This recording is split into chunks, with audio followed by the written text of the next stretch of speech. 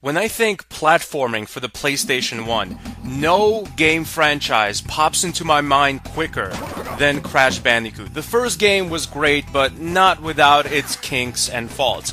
The second game was a huge improvement on the first one, where it was just as fun, but it fixed a lot of the problems, mainly control and glitch problems from the first one. And then the third was just as awesome as the second, but it just added on a lot more new content. The first three Crash Bandicoot games is a perfect example of how a franchise should evolve.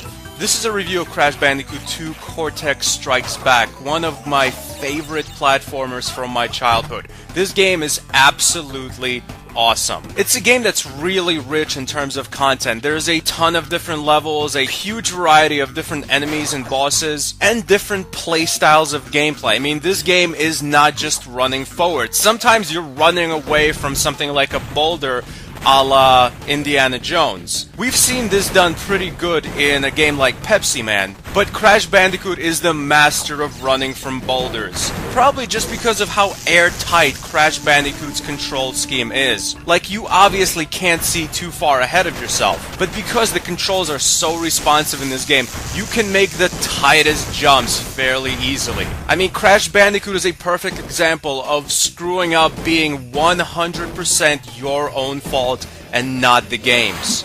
Aside from the traditional 3D running up or forward and running away from something, Crash can also run side to side.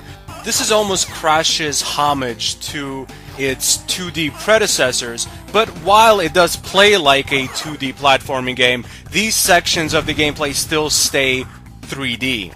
These can be incorporated into regular gameplay or into special bonus stages. Crash also has a bunch of different ways to get around. Like, he's not just running. Sometimes he gets a mount, like a polar bear cub, and this makes you go really fast, and you can even run through enemies because of just how fast you're going and how big and powerful the little polar bear cub is. When there's something like a water level, you get these water vehicles that help you traverse the environments. These are a little tricky to control, especially when there are these black holes in the water that just try to suck you in. But if you've been playing Crash Bandicoot since childhood, you're more or less a master of it, like myself. Like, I never get stuck in these whirling traps of death. It's just not in my vocabulary anymore. Crash really is just a game that you can master, and you want to master it because of how varied and gorgeous the environments are and how fun the gameplay is. The challenge of Crash Bandicoot is right where I need it to be, in that intermediate range where it's both fun and challenging. Crash 2's difficulty is what difficulty all platforming games should strive for. There are also boss battles in Crash, and they take you out of the regular, high-paced, constant running gameplay. The boss fights in Crash Bandicoot 2 are more about timing and memorizing the boss's moves. It's a lot like Mega Man in that regard. Crash Bandicoot 2 is just one of the best platformers of all time. Crash Bandicoot 2 and 3 are probably my two top PlayStation 1 platformers. This is a great game, and I mean, I can't imagine someone that watches my videos hasn't played Crash, but if you haven't, I urge you to check it out. I mean, I don't know what you've been doing with your life, but you gotta get out there and try this game out.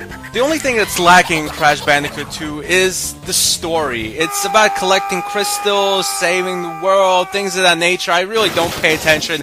I try to skip the story in Crash Bandicoot 2 as much as I can. The story just doesn't matter here. It's much like Mario. This game is all about the really awesome gameplay. Crash Bandicoot 2 Cortex Strikes Back gets an official Stan Birdman rating of a 9 out of 10. Also, a little announcement, the guys and I have made some new movie riffs recently. Most recently, we riffed on The Unholy, a scary movie where a priest fights the demons of hell, and at the end of the movie, the thing that was supposed to be the scariest part turns into just pure comedy, and me and the guys just collapse from laughter. It's a riff to check out, and yeah, go ahead and check that out if you're a fan of the old It Came From Public Domain show. Link is below in the description. Thanks for watching. Goodbye, my friends.